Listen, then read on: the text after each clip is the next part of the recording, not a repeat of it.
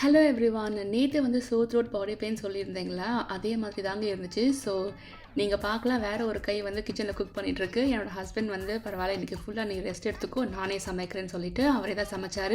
So மார்னிங்லேருந்து என்ன சமைச்சாருன்னு பார்க்கலாங்களா? அவர் சூப்பரான idli and sambar தான் மார்னிங் செஞ்சுருந்தார். ஆஃப்டர்நூனுக்கு வந்து சிக்கன், பெப்பர் சிக்கனுங்க. எப்போவுமே எங்கள் ஃபேமிலியில் யாருக்கு கோல்டு வந்தாலும் என் ஹஸ்பண்ட் சொல்கிற ஒரு விஷயம், நல்லா ஃப்ரெஷ் பெப்பர் அரைச்சி போட்டு, வெறும் பெப்பர் மட்டும் போட்டு பெப்பர் சிக்கன் சாப்பிட்டாலே போதும், நல்லா அந்த சோர் த்ரோட் கோல்டு எல்லாமே போயிடும் அப்படின்னு சொல்லுவார்.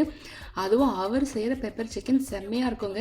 நேற்று பாவம் அவருக்கு work from home, so meetings எல்லாமே இருந்துச்சு. நடுவில் பண்ணதால இந்த ஃப்ரெஷ்ஷான பவுடர் அவரால் அரைச்சி போட முடியல. இல்லாட்டி அவரே இந்த வர கொத்தமல்லி, மிளகு, சீரகம், காஞ்ச மிளகு இதெல்லாம் அரைச்சி போட்டு ஒரு பெப்பர் சிக்கன் செய்வார். அதை சாப்பிட்டாலே வந்து நல்ல சுட சுட சாத்தில் சாப்பிடும்பொழுதே கோல்டெல்லாம் லைட்டாக அப்பயே போகிற மாதிரி ஒரு ஃபீல் கிடைக்கும். உங்களில் எத்தனை பேருக்கு கோல்டு வரும்பொழுது நல்ல சூடாக ரசம் அண்ட் பெப்பர் சிக்கன் சாப்பிட்டாக்கா சரியாக போயிடும்னு ஃபீல் பண்ணியிருக்கீங்கன்னு சொல்லுங்கள்.